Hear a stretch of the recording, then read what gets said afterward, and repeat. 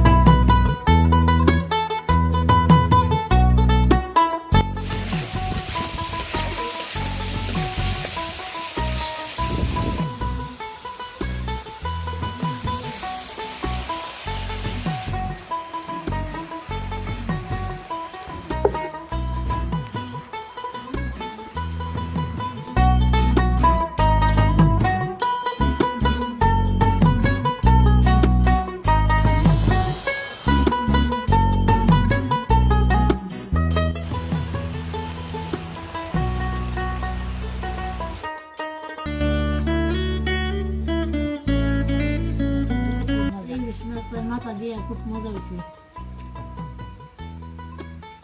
বৃষ্টির দিন এগুলি খাইতে ভালো লাগে।